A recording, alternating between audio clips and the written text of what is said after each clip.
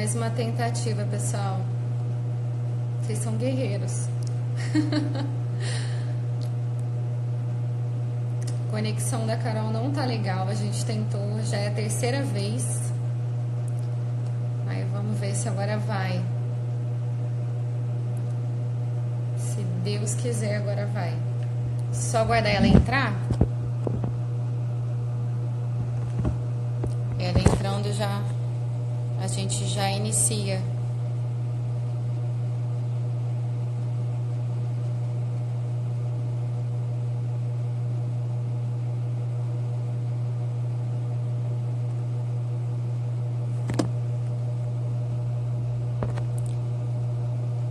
Esses imprevistos acontecem, infelizmente.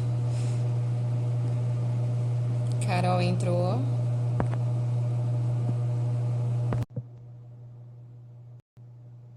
Vamos ver se vai dar certo agora.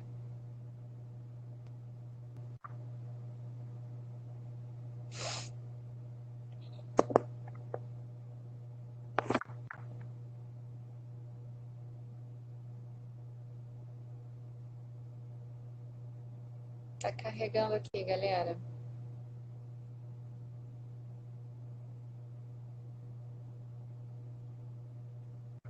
Isso aí, Renata. Tô rezando aqui mentalmente para que dê certo.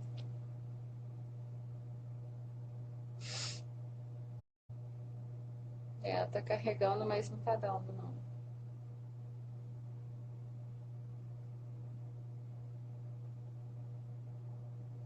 Carol, agora eu tô. O áudio tá ótimo, só que a imagem.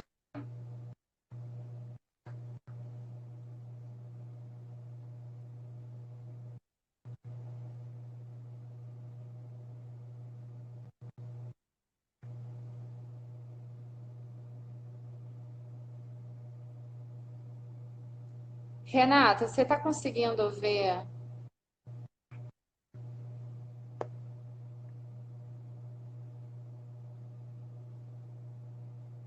Pessoal, vocês estão conseguindo ver a Carol? Porque eu não tô conseguindo ver.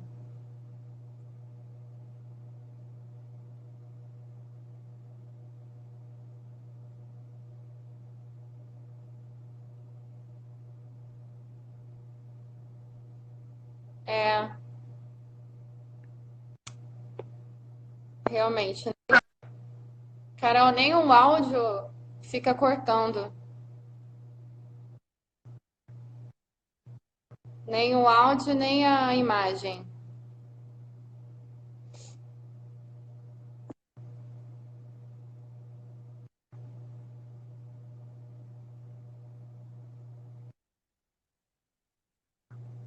Aham. É, Ramon, a gente não sabe o que está acontecendo aqui. Pessoal, eu acho que vai ter que ficar para a próxima, infelizmente. Não sei o que está acontecendo aqui com a transmissão da Carol. O pessoal tá entrando. Carol, mas você tá me vendo bem, pelo menos?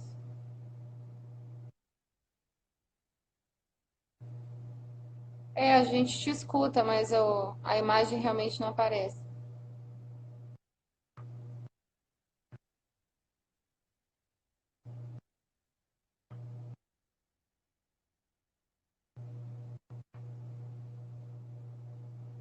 Vocês estão conseguindo ouvir a Carol, pelo menos? Que daí a gente tenta ir conversando e ver se conecta ao longo da live.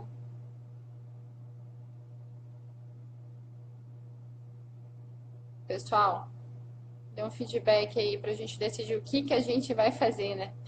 Quem- Ai, ai, ai.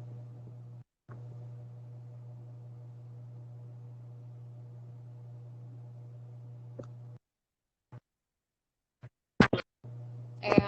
Aí, ó, o pessoal tá falando que não dá pra ouvir.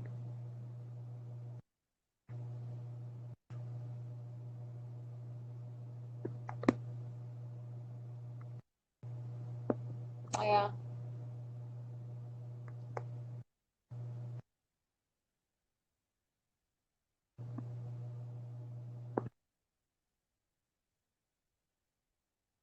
É.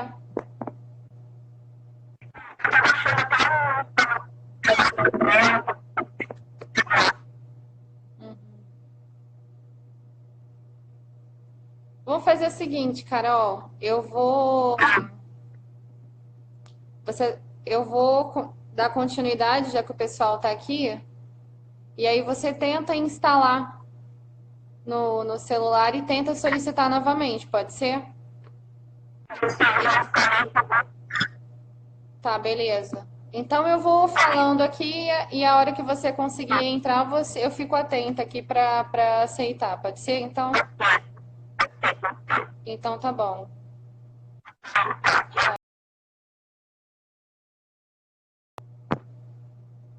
Galera, teve um problema aí com a conexão da Carol, então vamos nós mesmos, né?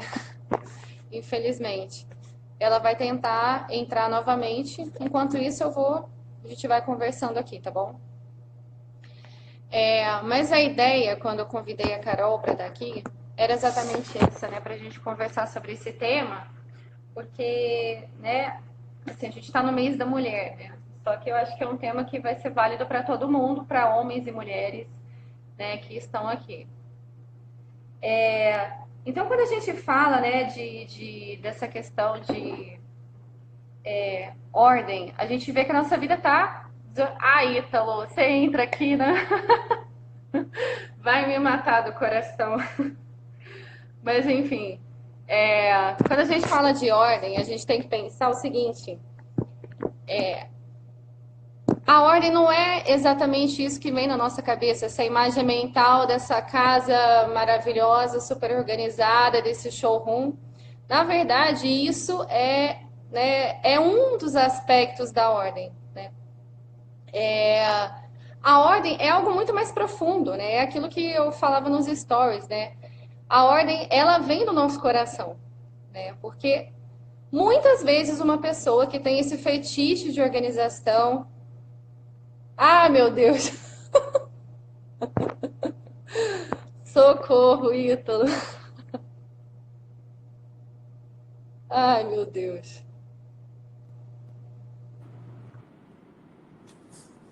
Você quer me matar do coração, homem? E aí, Camila, beleza? Meu Deus do céu. Tudo bem? Tudo bem, ué. Mas não ia ter convidado essa live? Não tá aqui não, né? Ué, tu pode entrar, né? Não responde minhas mensagens, pelo menos aqui você fala comigo, né? Aí eu falo contigo, pronto. Tem 1000 pessoas na live já. Caraca, você vai me matar, Ítalo.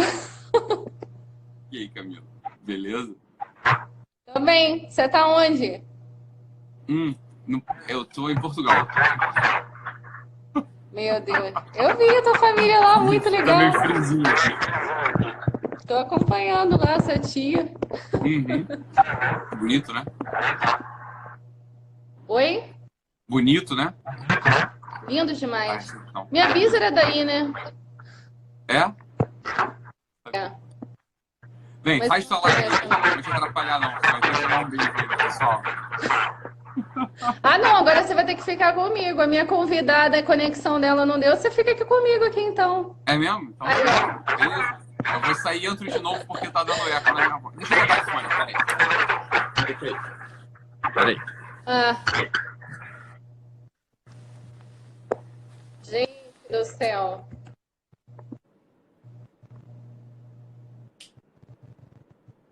Realmente. O som do Ítalo não tá legal. Tá em Portugal, né, galera? Mas tem Wi-Fi aqui, pô. Um friaca do cacete. E aí, Camila? Vamos falar de quê? E aí? Cara, a gente ia falar... Uma conexão. Oi? Eu vou ter que botar fone aqui pra te ouvir agora. Tá ruim demais. Por quê? Acho que não tava mesmo. Não tá legal. Pronto. Ah, eu botei fone e melhorou. Pronto. Cara, a Camilinha, gente ia beleza? falar de ordem, né? E aí... Tá bom. Beleza. Fala aí você, né? Você é o mestre. Eu tô aqui só para te ouvir agora. Quando eu tava passando aqui pelo... Isso é uma coisa que é impressionante mesmo, assim. Tava passando de carro, aí eu desembarquei no porto e fui até o Touro, que é a cidade da minha família. E a cidade que é onde minha mãe nasceu, onde todos os meus ancestrais por parte de mãe nasceram, né? Então eles todos são do Touro, lá perto de Viseu. E tem uma parte, Camila, que a gente passa por cima da ponte, tem uma ponte ali, tem o Rio Douro embaixo, e ao lado, bem, vai margeando as estradas as vinhas, as vinícolas. E ali tem o Alto Douro Vinhateiro, né? Bem, saem bons vinhos de lá. Não dá para ouvir nada, pessoal? Ué, cadê? Eu tô Pessoal, ouvindo, gente. tá ouvindo? O pessoal tá ouvindo ou não? Eu tô ouvindo bem. Então tá bom. Então tá ótimo. Beleza. E aí, Camila, tem uma coisa que você tá falando de ordem, né? Tem uma primeira ordem que vem antes de todas, que é uma ordem que a gente observa se a gente tiver olhos para ver, assim, tem uma ordem da criação, tem uma ordem criada. Porque quando você passa ali naquelas vinícolas, isso eu indo para lá, eu já tinha reparado, tá? Eu estava indo para minha família, tinha reparado e olhei bem para aquelas vinícolas. Eu não sei se as pessoas já tiveram oportunidade de ver vinhedos, quintas, nessa época do ano aqui. Então aqui a gente está, hoje é 11 de março e a gente está no final do inverno aqui. Daqui a pouquinho, dia 21 de março, entra a primavera, né? O sol ele entra numa outra, enfim, numa outra posição. E aquelas vinhas, aqueles vinhedos, Camila, a gente não entende bem, porque se a gente pegar toda a tradição, né, a gente pega a tradição simbólica das escrituras, a gente pega a tradição simbólica da literatura, a gente pega a tradição simbólica dos poetas, a gente pega a tradição simbólica do Oriente, né, que tem acesso a esse tipo de... Né, que viu as videiras, né, as videiras elas estão presentes em todos os lugares. A videira, não é verdade, que ela é sempre símbolo de vida. Né, videira, porra, olha o nome, né? É símbolo de vida. Então, sempre olha, não se pode ter vida, né? Se você tira um ramo da videira, ela já morre, né? Então, a mulher é uma videira bem fecunda. E a videira, ela é sempre sinal de vida. E quando você passa pela aquela estrada, quando você passa pela estrada e olha para a esquerda e olha para a direita, você não nota a vida na videira ali. Tem umas videiras negras, como se fossem uns pedaços de pau escurecidos, assim, como se as cruzes fossem um cemitério, como se as videiras fossem verdadeiros cemitérios, assim, porque a videira, o ramo, né, o tronco dela é um tronco curto e tem em geral dois bracinhos, um para a direita e um para a esquerda. E se você olha aquilo assim com um olhar poético, você de fato, você tem certeza que está diante de um cemitério, você está diante de almas mortas ali. Bem, fui lá na minha vila, conversava com meus primos, que são primos do campo, são serranos, como dizem aqui, né? São primos do campo, né? Estão acostumados a trabalhar a roça, a horta. Minhas tias ainda têm criação. E eu perguntei para meus primos, eu falei assim, ó, primos, qual que é a época da vindima? Qual que é a época que a gente faz a colheita mesmo daqui? Quando vocês colhem as uvas aqui? Ele falou, olha, primo, a gente colhe as uvas em setembro. Em setembro a gente colhe as uvas. E aí eu fui conversando com eles e falei assim, tá, mas elas ficam bonitas antes, não é? Porque a uva colhida, não sei se você já viu, a uva colhida, ela tá como se já tivesse mais escurecida. Ele falou assim, olha, a uva mais bonita é a uva de agosto. A uva de agosto, a uva de final de julho, início de agosto, ela é uma uva bem colhida e é uma uva bonita, né? Uma uva bem bonita. Tá.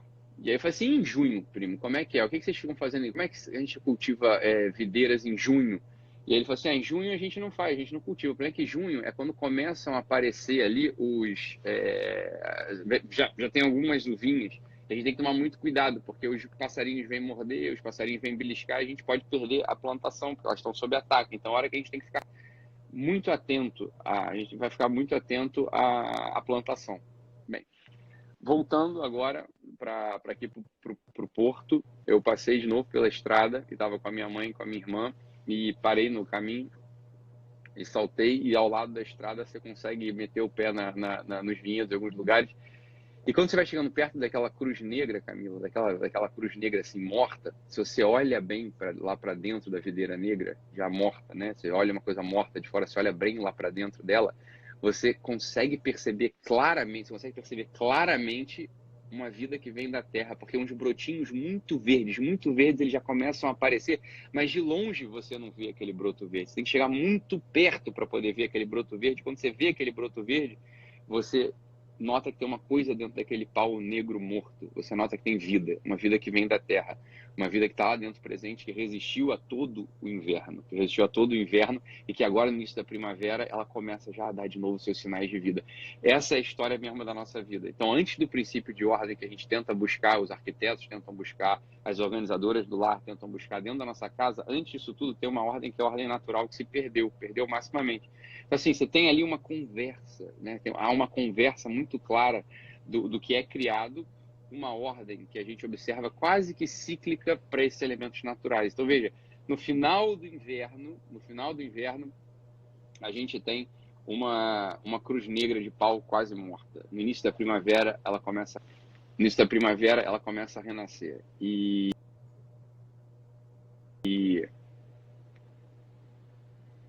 essa ali tá o símbolo da nossa vida inteira. Ali é por isso que, talvez por isso o nome seja videira, né? Que ali é o símbolo da nossa vida. Mesmo naqueles momentos onde a gente olha para a nossa vida e no nosso coração ele tem cruzes negras de pau, a gente acha que são quase estão morrendo, que ele está morto já.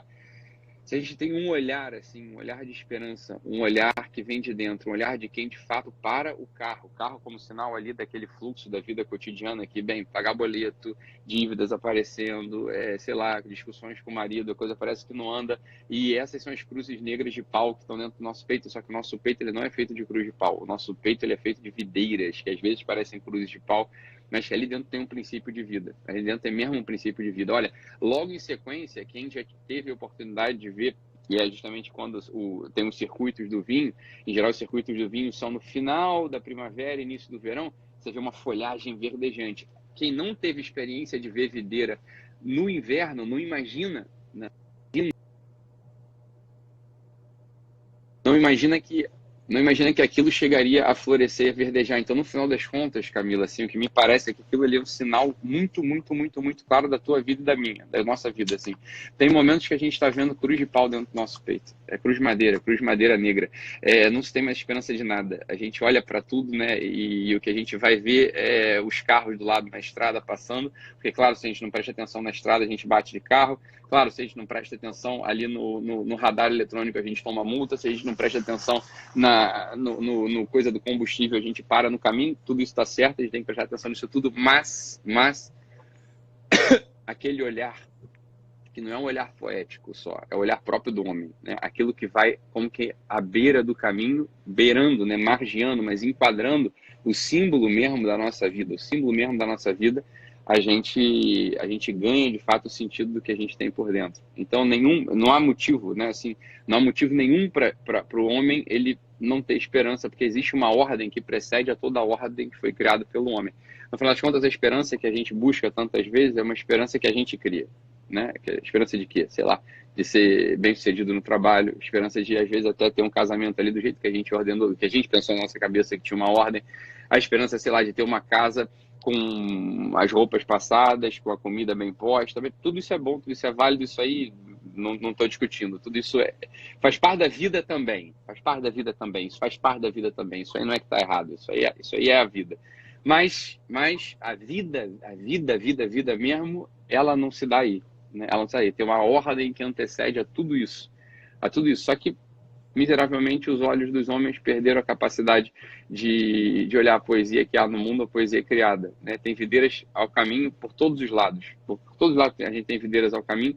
E quando essa cruz de pau ela aparece no peito, e aparece no peito com vários sinais, hein, Camila? Aparece no peito assim como já uma desesperança numa empresa, uma desesperança numa amizade, uma desesperança no casamento, uma desesperança miseravelmente às vezes na própria vida, né? Assim, cara, a minha vida, será que ela tem um rumo? Será que a minha vida ela tem um sentido? Será que a minha vida ela pode de fato encontrar aquele princípio de ressurreição?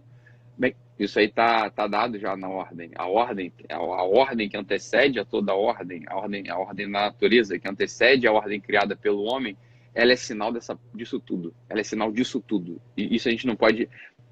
Por que a gente não pode desacreditar? Porque está presente, é só ter olhos para ver. É só ter olhos assim, tira um pouco os olhos da estrada. Às vezes quando a gente tira um pouco os olhos da estrada, Camila, o que acontece?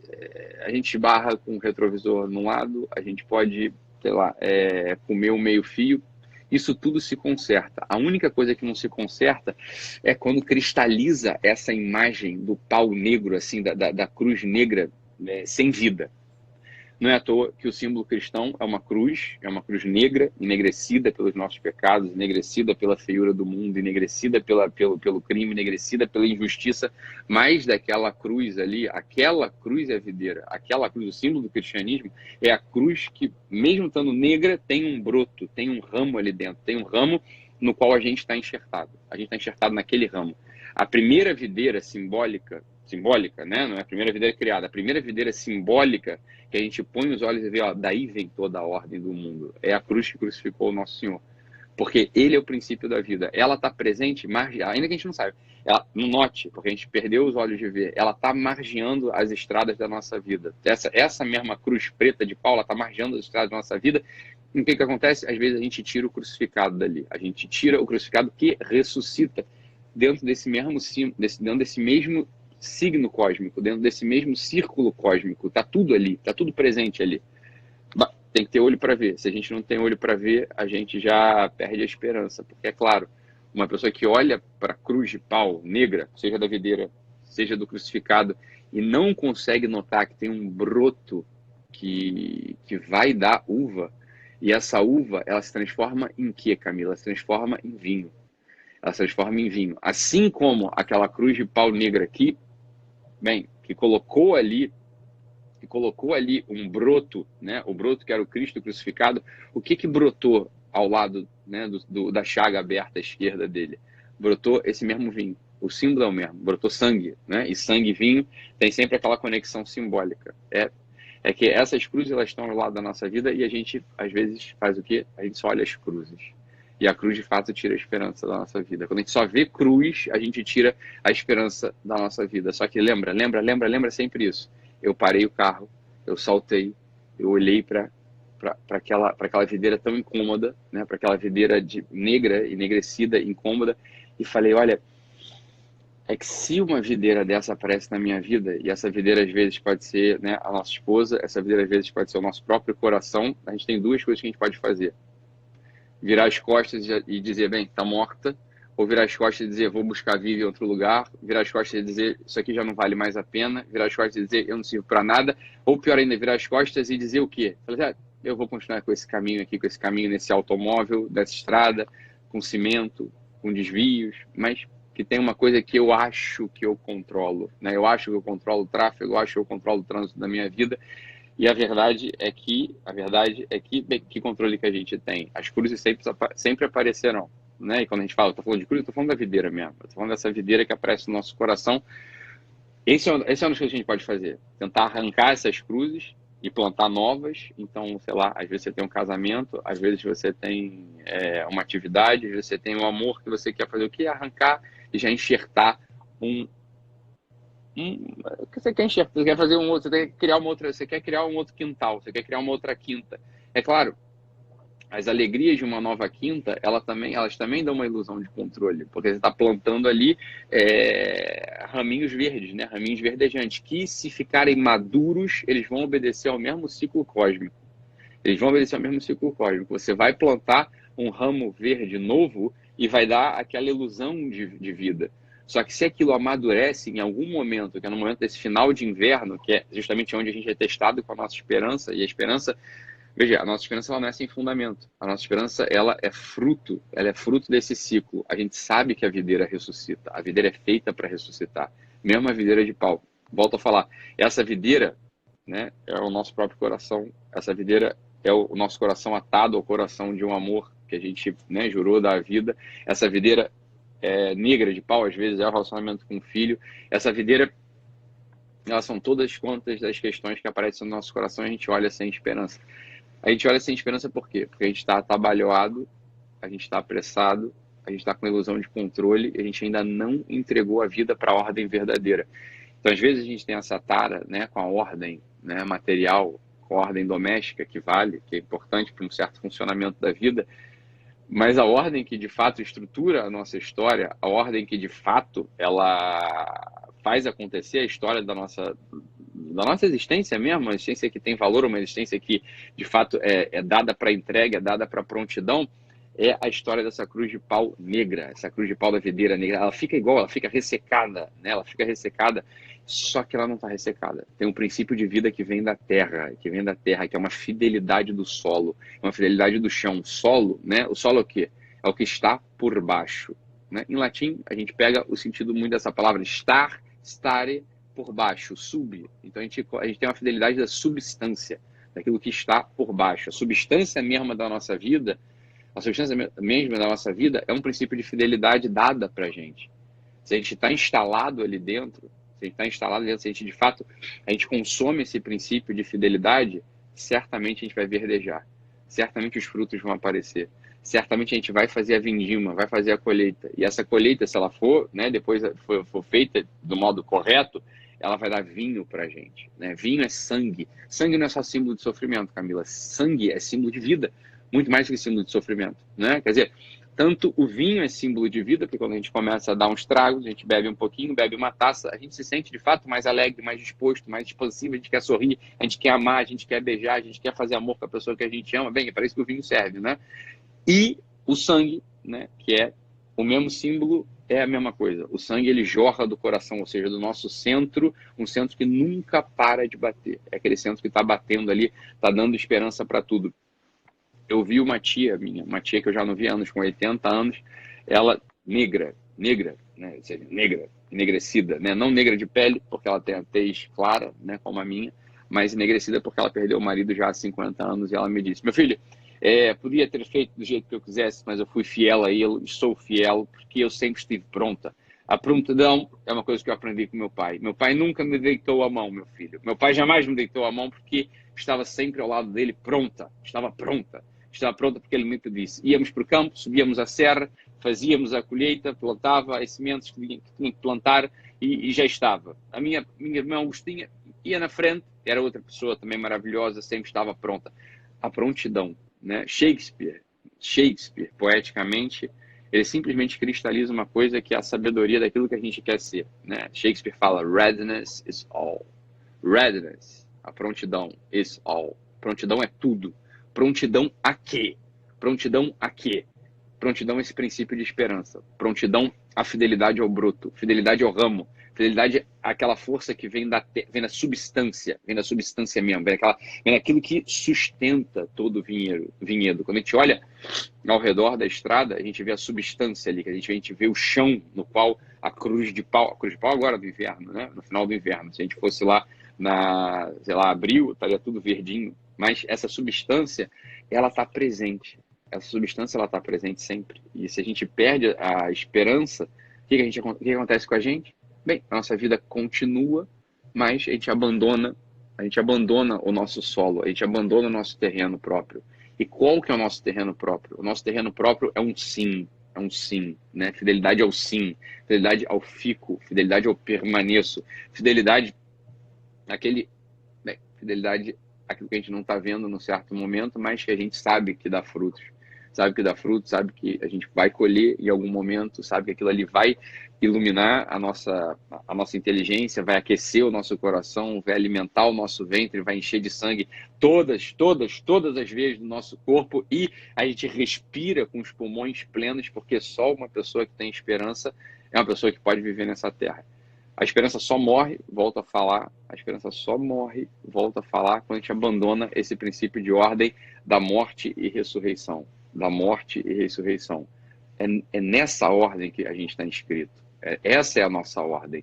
Todo o mais deriva daí e de uma forma ou de outra é secundário. O que adianta uma casa bem organizada? O que adianta uma casa feita um showroom? O que adianta você ter as roupinhas todas passadas? O que adianta você ter a comidinha posta? Se o teu coração é uma cruz de pau sem esperança, que você já abandonou e que você já não cultiva mais e que daqui a pouco os bichos vão comer aquelas primeiras frutinhas que vão aparecer ali em junho, né? Vai adiantar muito pouco. Então, a primeira coisa da ordem que a gente tem que prestar atenção é a esperança. A esperança é o princípio de ordem da humanidade e nenhum outro. O princípio de ordem não vem da inteligência, o princípio de ordem não vem sequer da caridade, o princípio de ordem ele não vem Ele não vem de uma técnica que você vai aprender, né, de um curso para vender. O princípio de ordem vem da gente aquecer essa esperança no coração de quem tem o treino de olhar de perto para aquela cruz e ver que dali brota a vida que vem da substância, que vem do solo e que vai dar frutos. E esses frutos, as vinhas, né, as uvas, os frutos, as uvas, elas vão ser colhidas, vão ser pisadas, vão ser guardadas num barril e vão ser consumidas às vezes, Camila, 2, 3 anos depois. Então, a esperança, por isso que eu falei uma vez, a esperança, ela, claro, ela vem do alto, vem de baixo no caso aqui, né? Vem da terra que sustenta a gente, vem da substância que sustenta a gente, mas vem de uma outra coisa, vem de uma capacidade de aguardar, porque se você colhe a uva, esmaga a uva, e não tem paciência, e a paciência é fruto, né? A paciência, você precisa de fortaleza para ter paciência. Se você quer tomar logo o produto daquela uva, o que você vai ter? Você não vai ter vinho, você vai ter suco de uva. O suco de uva não expande, né? Não te leva para outro lugar. O suco de uva não tem espírito. O suco de uva ele não abre os teus olhos. O suco de uva ele não simboliza sangue. O suco de uva ele não irriga a nossa alma. O suco de uva ele não aquece o nosso coração.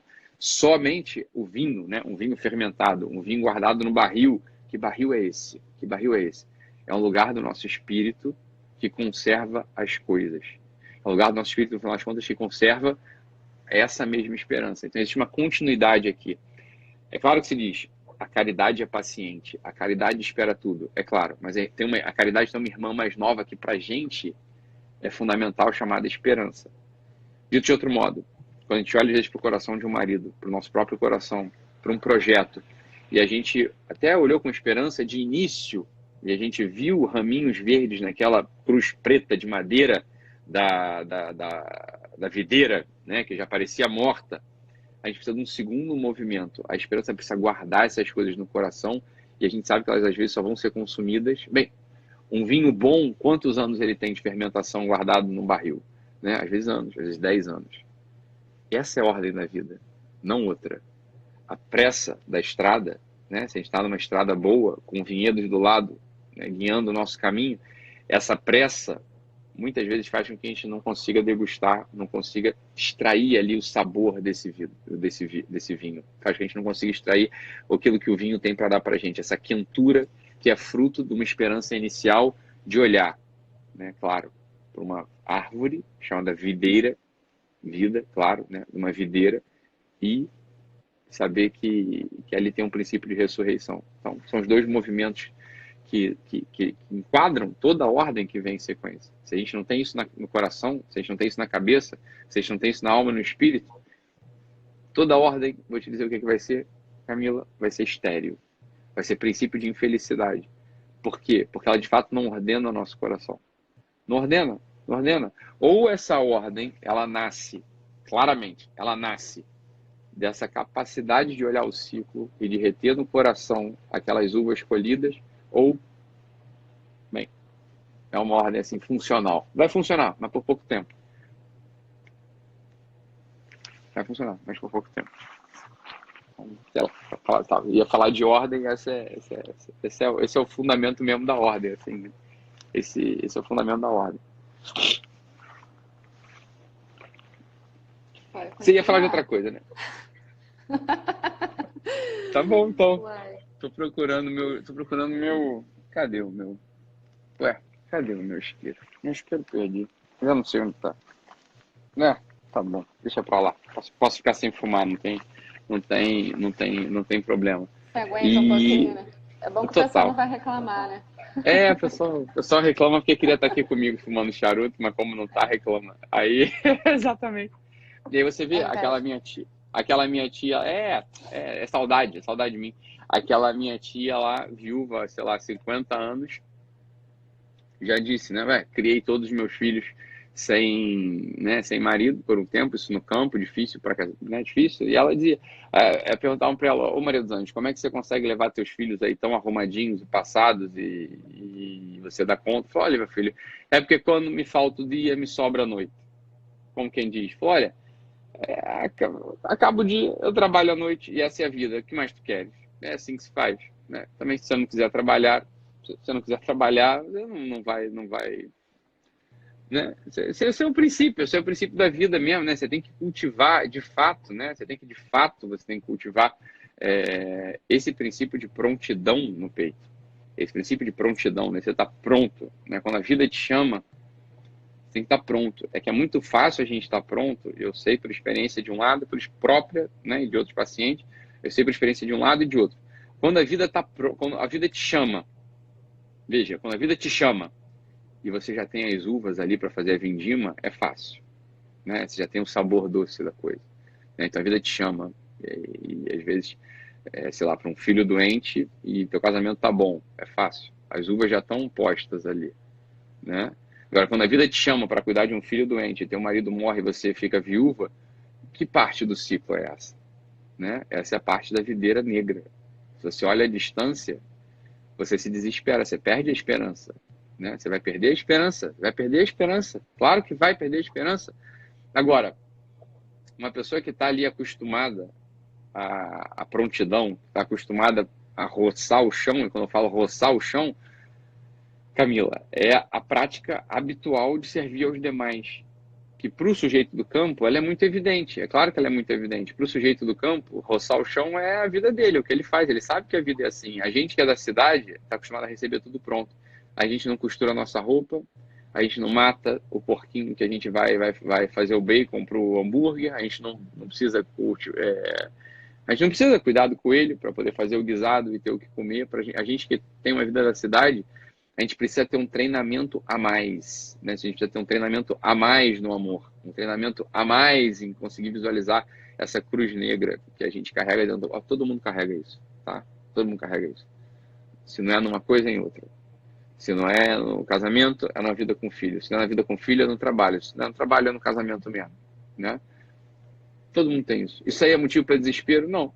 Isso é só sinal. Se vem desespero daí, é sinal de que a gente não parou para olhar a vida como ela é. Mas não parou para olhar a vida como ela é nem um minuto. Nem um minuto. Nem um minuto. O que a gente tem que estar? Pronto. Pronto. Né? Readiness is all. Readiness is all. Bem, essa minha tia, pois como ela disse, ela disse de modo muito... Ela é uma pessoa muito forte. Ela tem uma fala muito forte. Ela tem uma presença impressionante. Uma senhora de 80 anos tem uma sabedoria. Ela diz, né, falou, meu filho, eu não tenho letras, mas tenho educação. Né? Não tenho letras, mas tenho educação. Não sabe escrever o próprio nome. Não tem ideia de como se pega numa caneta, e daí? Né? E daí? Você olha para ela, você fala assim, ó, tem uma pessoa aqui, ó, na minha frente, que é do tamanho de um ser humano. Não é menor do que um ser humano, é do tamanho de um ser humano. Tamanho de ser humano. Então, como eu disse, cheguei lá, já não havia 33 anos, eu vim pela última vez a Portugal quando tinha 1 aninho, e ela, né, me deu 1000 beijos, me abraçou e depois me perguntou assim, filhinho, queres comer? Aí eu falei, tia, eu queria menos trabalho para a senhora. E ela falou, é que sem trabalho nunca se conseguiu nada que preste. Isso aí, sem trabalho, você não consegue nada que preste. Você não consegue nada que preste. Mas isso aí é o quê? Eu estou ouvindo as palavras de uma mulher que tem a sabedoria de um coração que ama. A sabedoria de um coração que viu a cruz negra durante muito tempo. Você acha o quê? Que perdeu um marido aos 40 anos, tendo já 5 filhos, tendo que cultivar para poder sobreviver, tendo que criar para poder sobreviver. Você olha para uma vida dessa e fala assim, eu estou reclamando da minha, meu Deus do céu. Né? Você olha para uma coisa dessa e fala assim, olha, esse é o tamanho da fidelidade do homem. Esse é o tamanho da fidelidade do homem à esperança. Porque o que sobra para a gente aqui, Camila, assim, é fidelidade à esperança. Fidelidade à esperança. Né? É a esperança que a gente deve ser fiel. Porque a caridade é como quem diz, olha, a caridade sem esperança, eu já falei o contrário disso, mas agora eu estou falando isso porque é aqui que interessa. Quando a gente faz caridade, né, sem a gente, se a gente tem uma esperança, eu digo assim, não é esperança na bondade do nosso ato, ou no retorno do nosso ato, mas é uma caridade sem a esperança de que a ressurreição vai vir, e essa é a verdadeira esperança, né, é a ressurreição. Olha, essa caridade vira filantropia, não vira nada. Então, eu já falei uma vez, né, que falou assim, olha, o ato perfeito é o ato de caridade, sem esperança nenhuma. Como quem diz assim, olha, não é sem esperança nenhuma. O que a gente não tem que ter esperança aí é a esperança de ser reconhecido. Né? A gente não vai ter a esperança das pessoas falarem bem da gente. Mas é claro que o nosso ato, ele só é digno de fato, ele só tem efeito de fato, quando a gente espera a ressurreição. Que ressurreição? Essa ressurreição cósmica. Ou, se você tem fé, a ressurreição da sua própria alma. Ou, se você tem fé e quer colocar em termos cristãos, bem, a ressurreição de que já houve uma videira negra que, em formato de cruz, da qual brotou um ramo, no qual a gente está instalado, e que desse mesmo ramo brotou o vinho. O vinho que depois foi consagrado e virou sangue. E no caso ali concreto era o próprio sangue já, enfim, que é o mesmo sangue, que é consagrado todos os dias, graças a Deus, em todos os lugares do mundo. Essa é a ideia da ordem perfeita. É que longe dessa ordem perfeita, desconectado dessa ordem perfeita, todo mais é badulaque, todo mais sobra, todo mais não tem efeito, todo mais deixa a gente, no final das contas, ansioso, desesperado, cínico, né? Cínico. No final das contas, a gente vira esse sujeito agitado, que é o sujeito do nosso tempo. Agitado e que é o grande sintoma do nosso tempo, medroso. A gente anda com muito medo. Todo mundo anda com muito medo. Né? Medo de que não vai ser bem sucedido na carreira, medo de estar na carreira errada, medo de não estar amando, medo de não estar sendo amado, medo de não estar sendo um bom pai, medo de não estar sendo uma boa mãe. Medo vem do quê? De onde vem o medo? O medo não vem da falta de força. Né? O medo vem da falta de esperança. O medo vem da falta de esperança. Porque, olha, veja, controle, né? De guiar na estrada sem ficar olhando as marcações as marcações do caminho. O medo do homem contemporâneo é a perda da noção da esperança. É a perda da noção de esperança. E como essa coisa ela se reconstitui nos corações de cada homem? Como é que essa coisa ela volta, né? Ela volta a aparecer, a brilhar no horizonte das consciências, no horizonte da vida de cada um? Tem um princípio que eu ouvi de um homem muito sábio, né? Um homem que vai melhorando a cada dia, chamado Carron. Carron foi o sujeito que sucedeu ali na presidência depois de Dom Giussani. E o Carron falou uma coisa: olha, meu filho, num tempo como o nosso, o que acontece? Num tempo como o nosso, cheio de ideologias, no qual a própria religião às vezes é uma ideologia, não é o convencimento que faz ninguém querer algo. Não é você vai olhar para uma amiga, para um amigo, você vai querer convencer o sujeito de alguma coisa. Olha, desde coisas mais triviais. Tipo assim, vou lá no restaurante, vai no restaurante tal. Você só vai fazer com que esse sujeito vá no restaurante tal se você for no restaurante tal e contar para ele a experiência que você teve com o teu amor lá dentro. A experiência que você teve de ter comido um risoto verde com vieiras bem feitinhas, bem passadas. Então, assim, eu acabei de comer um risoto verde com vieiras, por isso que eu estou falando. Depois, né, foda-se, pedi uma rabanada com sorvete de queijo da serra por cima, a melhor rabanada que eu comi. Então, se eu vou te contando assim a experiência, olha só, olha, comi ali. O que acontece? Eu não estou te convencendo de nada. Você deve ir por isso, isso, isso. Olha, eu não quero saber. Eu não sei, você que tem que saber se você deve ir ou não. Quem sabe da tua vida é você, não sou eu, né? E se eu começo a te empurrar, te conduzir, no final das contas você vai se rebelar, perdão, contra mim. Você vai se rebelar contra mim, você não, né? Porque foi eu que te induzia lá. Agora, se eu te conto a minha experiência, a experiência do meu encontro, né? A experiência do meu encontro, você vai querer o quê? Por inveja, entre aspas, você vai querer se encontrar também com aquilo mesmo que eu estou te comunicando de mais delicioso que eu posso te oferecer. Assim, que é a experiência do encontro que faz sentido. Falar, olha, isso a gente está falando de um restaurante, né? A gente está falando de um restaurante. Agora, e quando a gente está falando do encontro com uma pessoa? Bem, encontrei uma pessoa que aquece meu coração, encontrei uma pessoa que tem uma coisa diferente ali. Aquela pessoa... Claro, né? O teu amigo, o teu marido, a pessoa que está do teu lado, ela vai ter no mínimo curiosidade. Ou quando você, isso aí é mais mesmo, quando você de fato testemunha a experiência do encontro com a esperança.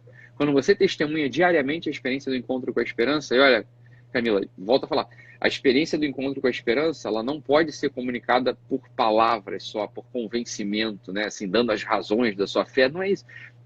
O testemunho do encontro com a esperança, ela é dada numa vida como a da minha tia Maria dos Anjos.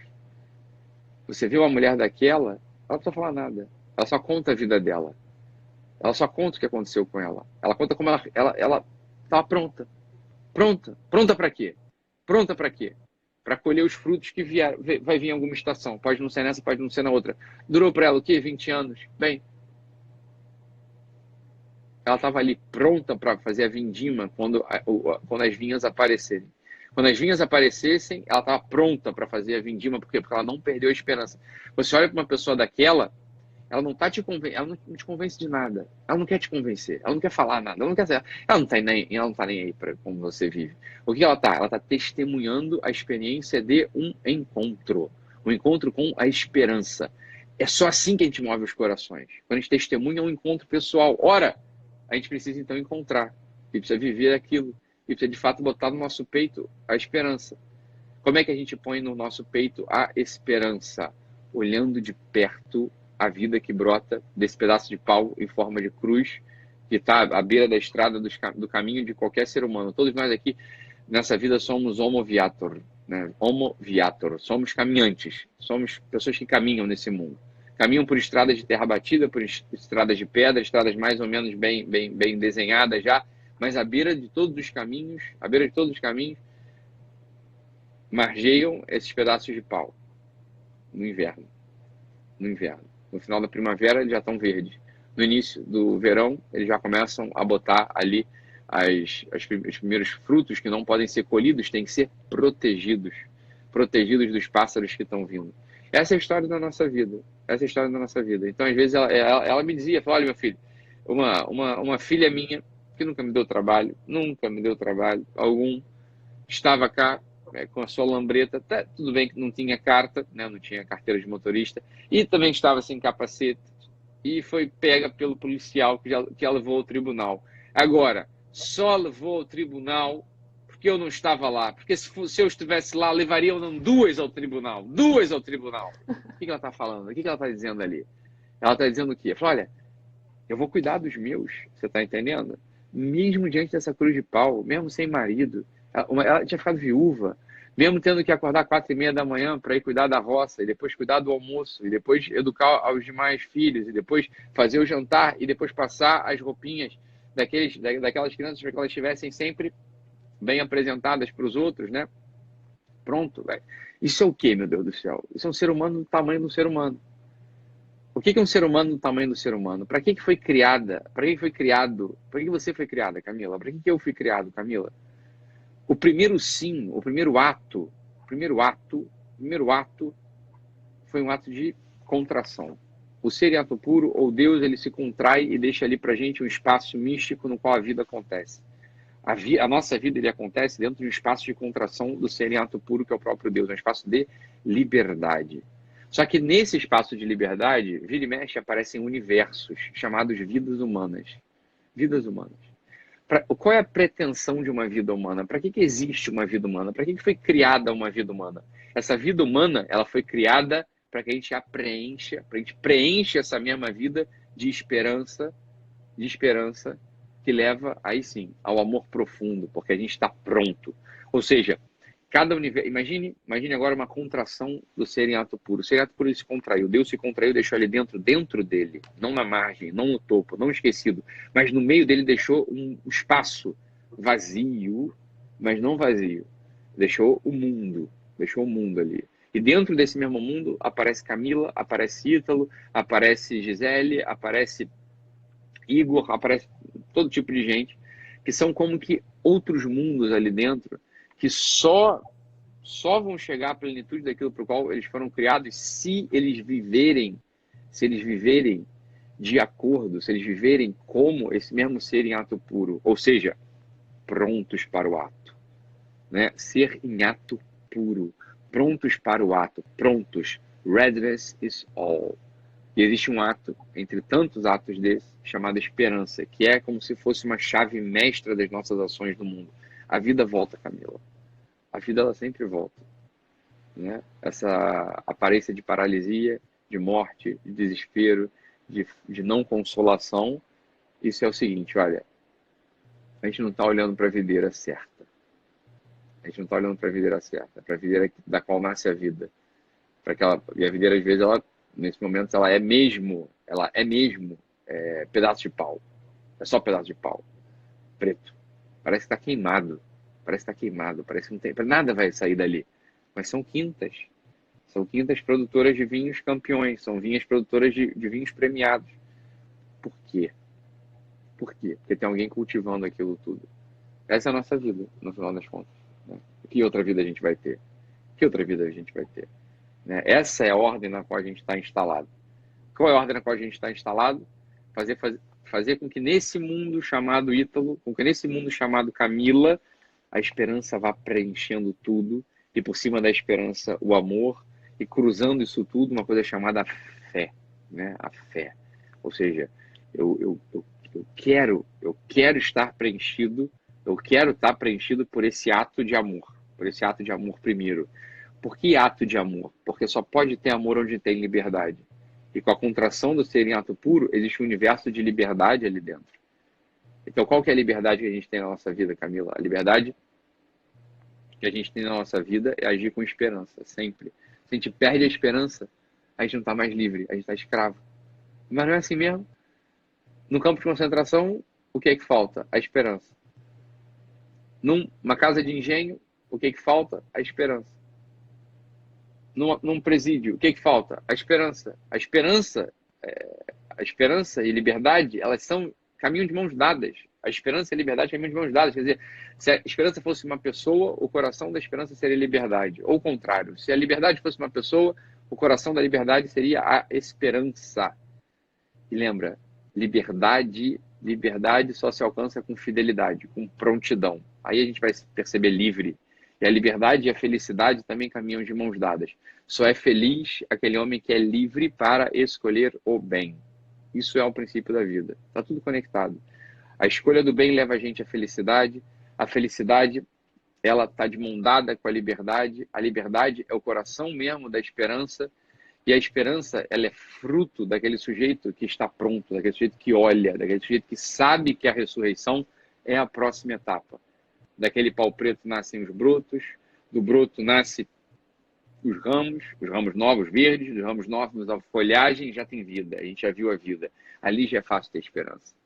A gente não viu ainda o fruto que começa a aparecer em junho, ali no início do verão. Mas aquele fruto, a gente sabe que se a gente cuida dele, ele vai poder ser colhido ali no final de setembro. E desse fruto que a gente colhe, a gente faz um vinho que aquece o nosso coração. Ou seja, a esperança, aí sim, ela é amplificada e ela se torna nossa. O nosso coração está aquecido. A gente expandiu de algum modo a ação no mundo, porque o vinho é espírito. O vinho, ele expande tudo, né? O vinho expande tudo. Essa é a história da nossa vida. Essa é a ordem da nossa vida. Fora dessa ordem, todo mais é chacoalhar. Todo mais é badulaque. Todo mais não é perda de tempo. Todo mais é desvio. É desatenção, é princípio, então, de infidelidade da própria vocação, de tristeza, porque a gente está fora do caminho, né? A gente está fora das margens do caminho, é princípio que é de ansiedade, é princípio de um olhar já que não brilha, é princípio de, sei lá, no final das contas, um desamor, né? Um desamor. Para que viver uma vida sem amor? Para que viver uma vida sem amor? Uma vida só faz sentido se a gente ama. Amar, diz o Ortega, de modo parecendo pessimista, ele diz o seguinte: olha, amar não é para todos, amar é um talento que precisa ser cultivado. O amor não vai acontecer na vida de todos. Mas Ortega não diz isso, né? O Ortega, ele não diz isso porque ele não acredita, porque ele é um pessimista, mas não, ele está valorizando, está dando assim, ó, nota, peso, timbre, conteúdo. Ele está preenchendo o amor de significado. Preenchendo o amor de significado. Nesse sentido, o amor não é para todo mundo. O amor é só para esse tipo de gente. Que se Deus quiser, vai ser você, vai ser eu, vai ser quem está aqui assistindo isso tudo, né? Que vai querer, de fato, seguir um caminho, o caminho da estrada, que é a estrada da nossa vida, cada um com a sua. Uns são médicos, outros são professores, outros, bem, enfim, são doentes, outros são... Cada um com a sua vida. Mas sempre ladeado por esse ciclo ordenado de morte e ressurreição, de morte e ressurreição. A gente só consegue estar com os olhos fitos, com os olhos presos aí, se a gente tem a tal da esperança. Essa é a coisa, né? É daí que vem a ordem.